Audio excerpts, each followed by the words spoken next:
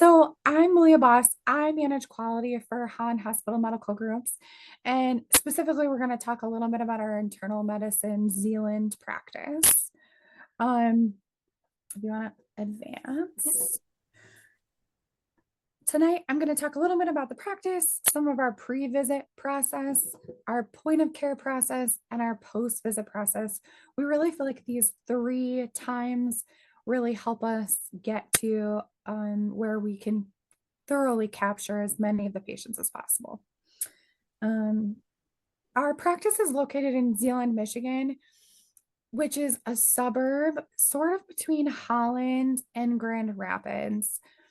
We are on eClinicalWorks as a medical record system. The practice is actually a little bit newer for us. It opened in 2021. And it currently has 2 DO physicians. Recently, they added a mid-level provider. However, she's not carrying her own panel. She's just seeing more urgents.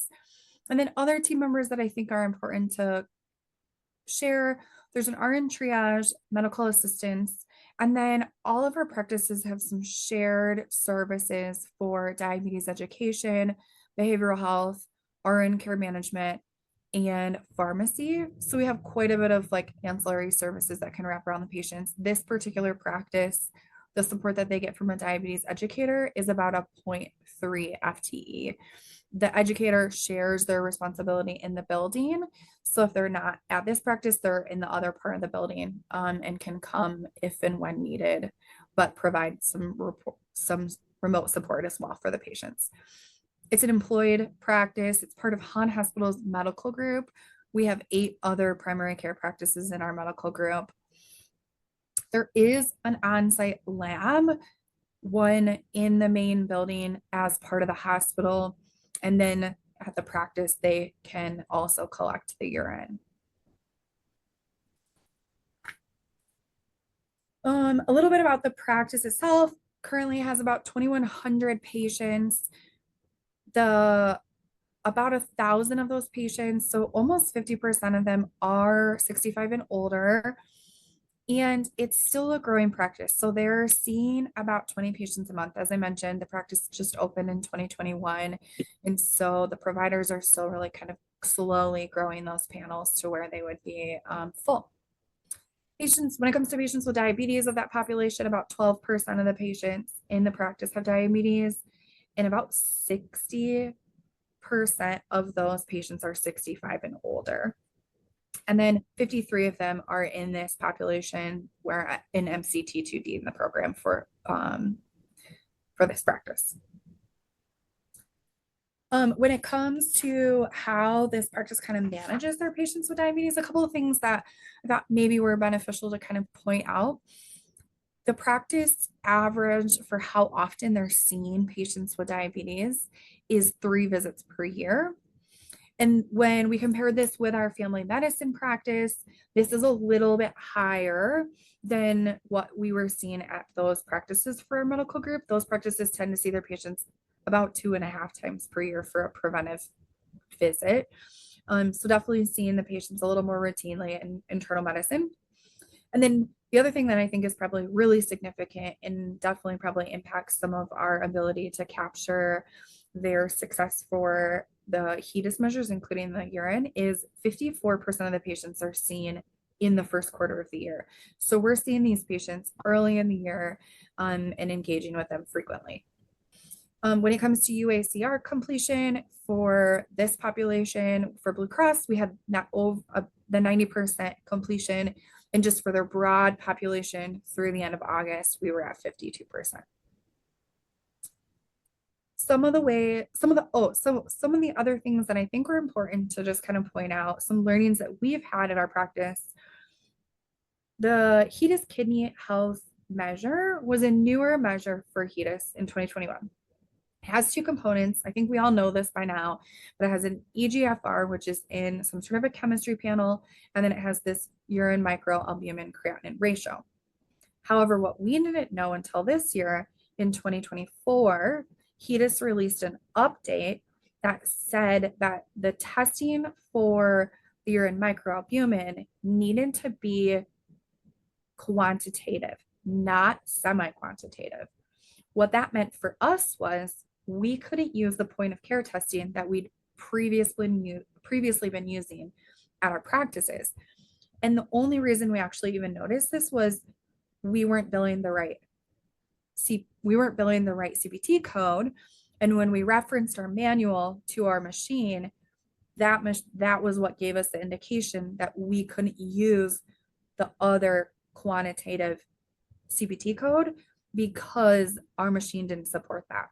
So if you're a practice that has a point of care, probably something that you just want to look into is your machine capable of doing quantitative versus semi-quantitative?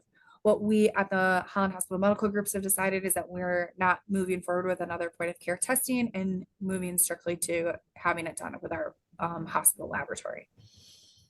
Other things that we have always done with our practices, every year I go out to each of the practices to not only a provider meeting, but also do a staff meeting. And I always review all the HEDIS measures with the practices, what they mean, what the nuances are.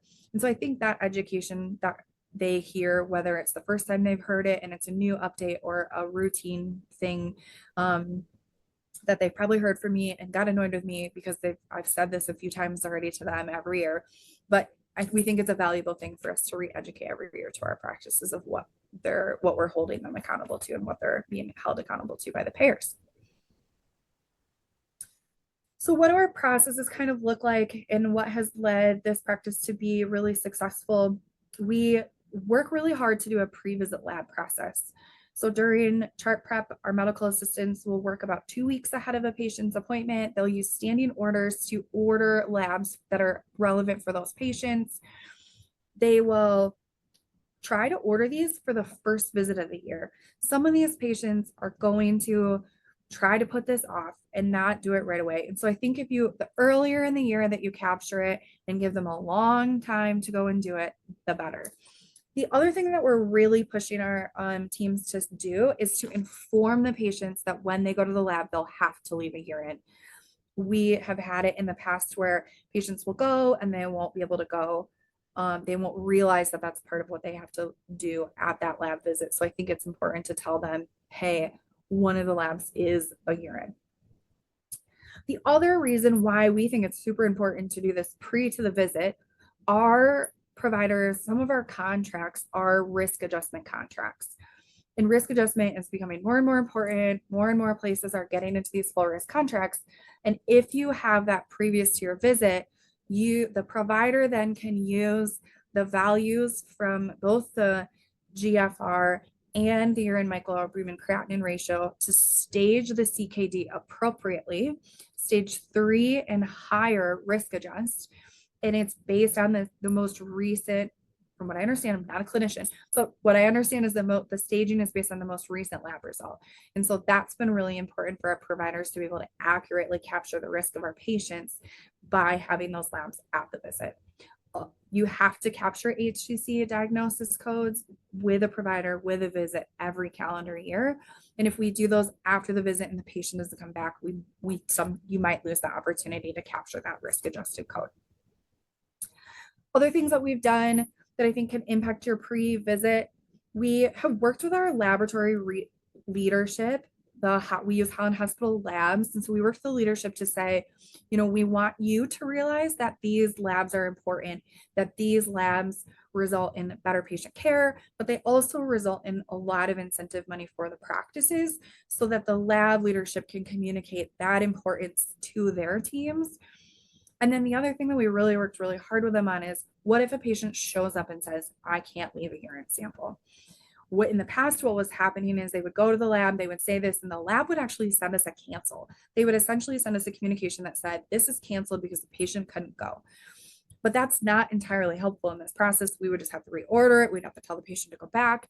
And so we worked really hard with lab leadership to say, can you explain to your teams why this is important? Can you encourage the patient to stay and drink water? So that's one of the things our lab will offer if the patient can't go when they show up. The other thing they'll do is they will send a cup home with the patient. And the patient can bring it back at their leisure. And instead of canceling the order automatically for us, they'll now leave that for future and remind and ask the patient to come back instead of just canceling those. At the visit, then, sorry, I'm going to take a drink. I have this terrible chest cold. At the visit, some of the things that we'll do, the MA will review those gaps in care. We do in eClinicalWorks have a gaps in care population health dashboard that will alert the teams if the patients are due for this. They would double check if the patient had done those pre-visit labs. If they haven't, we'll encourage the patient to collect that at the practice. The MAs will do that before the provider sees the patient. And then also if the patient at that point says, hey, I'm not able to go, we can leave some water with the patient and collect it after the provider's finished with their visit. If you collect it at the practice, or if the patient collects it at home, the urine sample is actually stable for 24 hours at room temperature.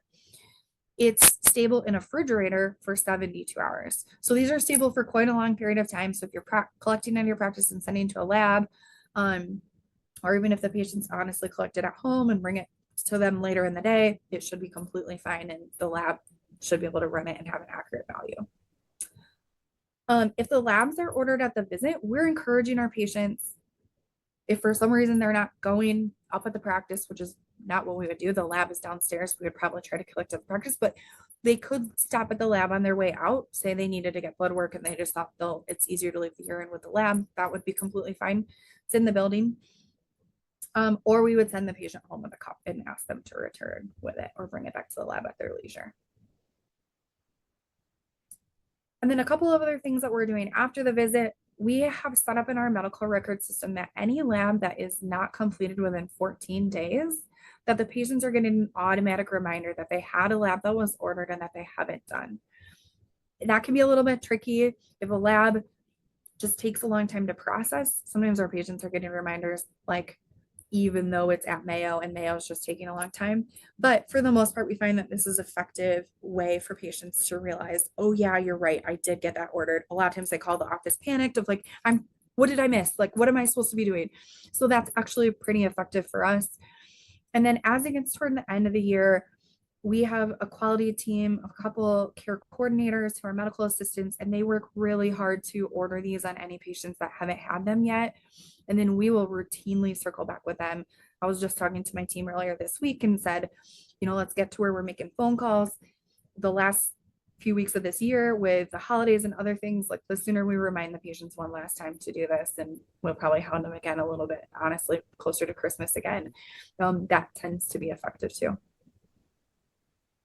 So a few of the strategies that our practices have used, before the patients come, when they're here, and after they kind of leave, to make sure that we are capturing this.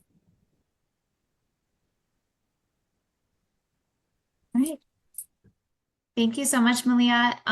We'll hold any questions until the end, though. Please, if anyone wants to put any in the chat, feel free to do so.